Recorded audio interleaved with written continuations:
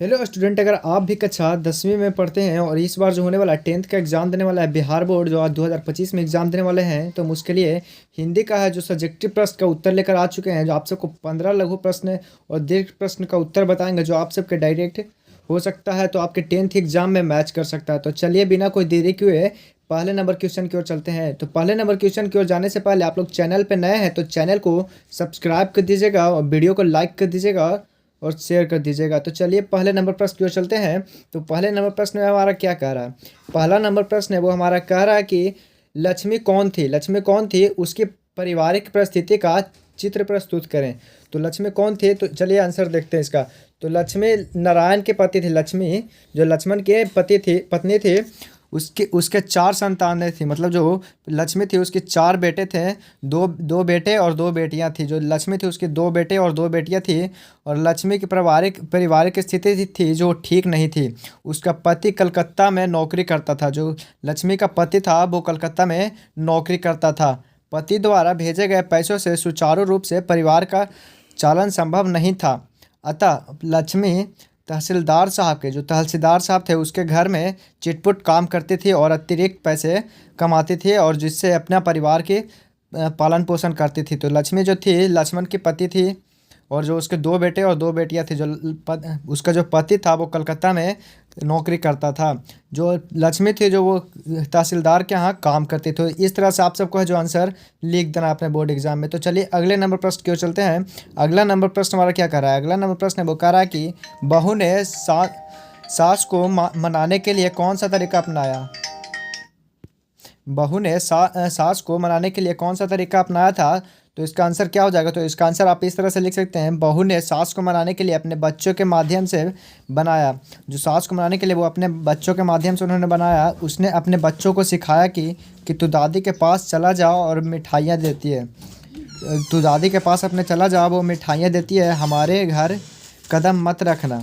बच्चा दादी के पास चला गया, दादे पोते का पाकर निहाल उठी। मतलब जो दादी जो पोते को पाकर खुश हो गई और धीरे धीरे सास बहू के बीच में दूरियां जो है सिमटने लगी। आप इस तरह से आंसर है जो 10th बोर्ड में लिख सकते हैं। आपका 2 नंबर का मार्क्स है ये, कोई हटा नहीं सकता है। तो चलिए अगले नंबर प्रश्न को चलते हैं। अगला नंबर प्रश्न हमारा क्या कह रहा है?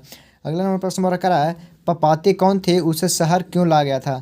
पपाती कौन थी, उसे शहर क्यों ला गया था? तो उसे क्यों लाया गया था? तो चलिए इसका आंसर देखते हैं। तो इसका आंसर हो गया हमारा पपाती।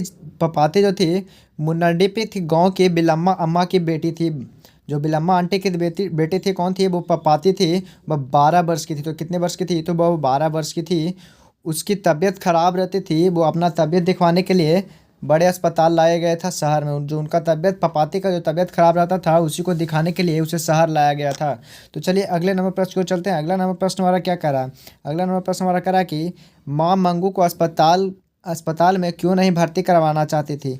माँ जो थी मंगू को अस्पताल में क्यों भर्ती नहीं करवाना चाहती थी? तो चलिए इसका आंसर देखते हैं। इसका आंसर क्या कर रहा है? माँ को अस्पताल वाले अस्पताल के कर्मचारियों पर भरोसा नहीं करती थी कि वे जन्म के ही पागल और गूंगी थी। जो मंगू थी वो जन्म से ही पागल और गूंगी थी, यथा सचेत सेवा कर सकेंगे। उनको विश्वास नहीं होता था कि अस्पताल के जो कर्मचारी हैं उनकी बेटी को ठीक से सेवा नहीं कर पाएंगे। माँ अस्पताल को अपांग जानवरों की गौशाला के रूप में समझती थी।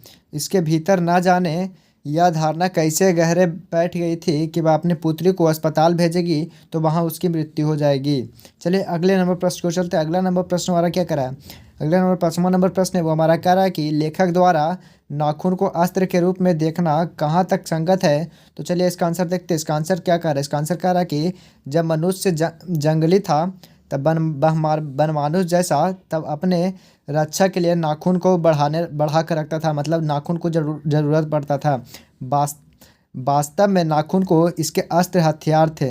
जो पहले के जो लोग थे जंगली, जब से हम लोग भी जंगली पहले थे तो नाखून बढ़ा कर रखते थे ताकि उन पर कोई भी हमला हो तो अपना अस्त्र के रूप में उनका इस्तेमाल कर सकें। वह अपने प्रतिद्वंदियों से जूझने और परास्त करने के लिए अपने नाखून को मदद लिया करते थे। लेखक द्वारा नाखूनों का अस्त्र रूप में देखना स्वार्था संगत है। तो चलिए इसका अगला नंबर प्रश्न की ओर देखते हैं। अगला नंबर प्रश्न हमारा क्या कर रहा है? अगला नंबर प्रश्न है वो 6ठा नंबर प्रश्न है वो कह रहा है कि मछली और दीदी मछली और दीदी को क्या समानता है स्पष्ट करें। मछली और दीदी को क्या समानता है स्पष्ट करें, तो इसका उत्तर क्या हो जाएगा। जिस तरह से मछली बेजुबान होती है, अपनी पीड़ा व्यक्त नहीं कर पाती है, उसी तरह दीदी भी बेजुबान है और वह अपने अंतर्प्रष्ट प्रकट नहीं कर पाती है। चलिए अगला नंबर प्रश्न कर देखते हैं। अगला नंबर प्रश्न हमारा क्या कर रहा है, 7वां नंबर प्रश्न है, वो कह रहा है कि बिरजू महाराज के गुरु कौन थे, उनका संक्षिप्त परिचय दे। जो बिरजू महाराज के गुरु थे उनके बाबूजी थे। जो बिरजू महाराज के गुरु थे उनके बाबूजी ही थे। बिरजू महाराज के उन्होंने उन्होंने गांठ बांधा था कि उनकी 4 संतानें और 3 लड़कियां और एक लड़का था। जो बिरजू महाराज के पिता थे उनके 4 संतानें थी, जो जिसमें 3 लड़कियां थी और एक लड़का था। वही लड़के हमारे बिरजू महाराज थे। वे निपुण नर्तक के थे। उनका संबंध लखनऊ के घराने से था। तो चलिए अगले नंबर प्रश्न को चलते हैं। अगला नंबर प्रश्न हमारा क्या कर रहा है, 8वां नंबर प्रश्न है, वो कह रहा है कि गांधी जी बढ़िया शिक्षा किसे कहते हैं। जो गांधी जी थे उनका बढ़िया शिक्षा किसे कहते थे, तो गांधी जी बढ़िया शिक्षा अहिंसक प्रतिरोध को मानते थे। यह सही, बढ़िया और श्रेष्ठ शिक्षा था जो हमें बुराइयों और अवगुण, हिंसा, नैतिकता आदि सहपूर्वक विरोध करने के लिए तैयार करे। अहिंसा प्रतिरोध के विपक्ष के शारीरिक क्षति नहीं होती है, आपूर्ति के उनके मन के अनुसार सारी दुर्भावनाएं हमेशा के लिए समाप्त हो जाती है। इसी अर्थ में यह बढ़िया शिक्षा मानते थे। चलिए अगला नंबर प्रश्न हम देखते हैं। अगला नंबर प्रश्न हमारा क्या कह रहा है, अगला नंबर प्रश्न वो हमारा कह रहा है कि भारत माता कविता में कवि भारतवासियों को कैसा चित्र दिखाती थी, तो कैसा कैसा चित्र खींचती थी। तो चलिए इसका उत्तर देखते हो, तो उसका उत्तर क्या हो जाएगा। कवि सुमित्रानंद पंत ने भारतवासियों का यथार्थ चित्र प्रस्तुत किया। भारतवासियों ने तन का पर्याप्त वस्त्र नहीं है, वे अधनंगे, उनके कभी पेट भर भोजन नसीब नहीं होता था, वे शोषित और निहत्थे थे, वे मूर्ख, अस्वभाव, अशिक्षित, बेअसहाय और विवश, गलनी और सोच भाव से मस्तक से झुके हुए थे, और वे सब लोग कुछ सह लेते थे, इसका प्रतिकार नहीं करते थे। तो इस तरह से आप लोग जो है आंसर लिख दीजिएगा। आपका 2 नंबर है जो कोई रोक नहीं सकता। चलिए अगले नंबर प्रश्न को चलते हैं। अगला नंबर प्रश्न हमारा क्या कह रहा है, 10वां नंबर प्रश्न है, वो कह रहा है कि कवि प्रेम मार्ग को अति शुद्धो क्या कहलाता है, इस मार्ग का विशेषता क्या होगा। तो क्या होगा, चलिए इसका आंसर देखते हैं। इसका आंसर है जो प्रेम मार्ग अत्यंत सीधा और सरल होता है। जो प्रेम मार्ग होता है वह अत्यंत सीधा और सरल मार्ग होता है। यह ज्ञान मार्ग किसी भी तरह का कठिनाइयाँ नहीं होता है। इसमें प्रेम मार्ग में छल कपट और चतुराइयाँ दुनियादारी के लेकर कोई स्थान नहीं होता है। इस तरह से आप लोग है जो आंसर लिख दीजिएगा। चलिए अगले नंबर प्रश्न की ओर चलते हैं। 11 नंबर प्रश्न हमारा क्या कर रहा है, 11 नंबर प्रश्न की ओर जाने से पहले आप सबको बता दें, इसका पीडीएफ अगर आप लोग को चाहिए तो इसका पीडीएफ के लिए आप सबको डायरेक्ट गूगल पर आ जाना है। तो चलिए गूगल पर चलते हैं। गूगल पर आ जाने के बाद आपको यहाँ पर है जो कि सर्च करना है आज हेल्प सर्च कर देना है। इस तरह से आप सबको सर्च कर देना है, ajhelp.com आप सबको सर्च कर देना। तो चलिए सर्च करते हैं। इस तरह से आप सबका साइट ओपन हो जाएगा। यहीं पे आप सबको क्लिक कर देना। अगर आप सबको हिंदी का भी ऑब्जेक्टिव प्रश्न चाहिए या सब्जेक्टिव चाहिए और इंग्लिश का भी चाहिए तो आपको यहीं पे आ जाना है और यहीं पे आप सबको क्लिक कर देना है। तो जैसे ही आप क्लिक करिएगा आपको इस तरह से ओपन हो जाएगा और यहीं पे आप सबका सारा है जो ऑब्जेक्टिव प्रश्न जो आप सबका मिल जाएगा। ऑब्जेक्टिव भी और सब्जेक्टिव प्रश्न भी आप सबका यहीं पे आप सबका मिल जाएगा।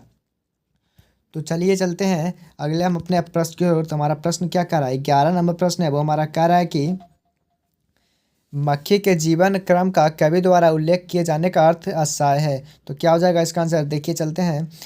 कवि के द्वारा मक्खी के जीवन क्रम का उल्लेख वाक्यांत क्रम में इसके माध्यम से कवि के प्रत्येक स्तर पर मनुष्य के निर्देशारूप प्रकृति प्रवृत्ति पैदा होना और पैदा करना और मर जाना पर व्यंग किया गया है। कविता ध्वनि है कि मनुष्य के निर्देशानुसार नहीं स्वदेश जीना है, उसे नींद नहीं जागरण को महत्व देना है। चलिए अगले नंबर प्रश्न को चलते हैं। अगला नंबर प्रश्न हमारा क्या कर रहा है, 12 नंबर प्रश्न है, वो कह रहा है कि जाति भारतीय समाज में श्रम विभाजन का स्वाभाविक रूप से क्यों नहीं कहा जा सकता। तो चूँकि जाति प्रथा भारतीय समाज में श्रमिकों को वर्गों को विभाजित करती है और उन वर्गों में ऊंच नीच का स्वभाव उत्पन्न करती है, इसलिए जाति को भारतीय समाज में श्रम विभाजन को स्वाभाविक नहीं कहा जा सकता है। चलिए अगले नंबर प्रश्न को चलते हैं। 13 नंबर प्रश्न हमारा क्या कर रहा है, 13 नंबर प्रश्न हमारा कह रहा है कि 20 के दांत शीर्षक कहानी का नायक कौन है, तर्कपूर्ण ज्ञान उत्तर दे। तो चलिए इसका आंसर देखते हैं। मदन कासू को पीटकर समृद्ध वर्ग के अहंकार को तोड़ता है, इस तरह आप अपने दोस्तों का ही लीडर नहीं होकर निर्धन वर्ग का भी लीडर नायक बन जाता है।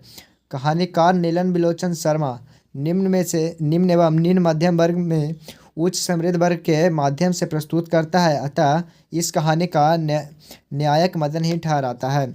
चलिए अगले नंबर प्रश्न की ओर उत्तर देखते हैं। अगला नंबर प्रश्न हमारा क्या कर रहा है, धर्म की दृष्टि से भारत का क्या महत्व है, भारत से हमें क्या सीखें और पाठ के आधार पर बताएं।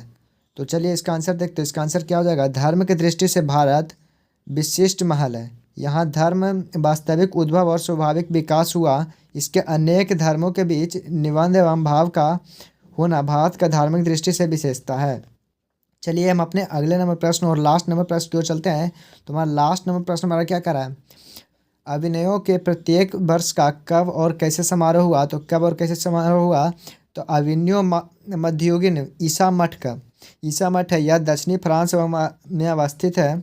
अविन्यो फ्रांस का एक प्रमुख कला केंद्र रहा है। यहाँ गर्मियों में फ्रांस एवं यूरोप के अत्यंत प्रसिद्ध एवं लोकप्रिय रंग समारोह प्रतिवर्ष होता है। तो चलिए अगर आप सबको वीडियो अच्छा लगा हो तो वीडियो को लाइक कीजिएगा। अगर आप सबको भी वीवीआई ऑब्जेक्टिव प्रश्न चाहिए तो आप सबको साइट पर आ जाकर यहाँ पर क्लिक कर देना। इस तरह से आप सबका सामने ऑप्शन खुलेगा क्लिक हेयर पे, तो आप सब क्लिक कर दीजिएगा और हमारे टेलीग्राम चैनल पर भी आप लोग जुड़ जाइएगा ताकि वहाँ आप सबको सारे इन्फॉर्मेशन बता दिया जाए। धन्यवाद।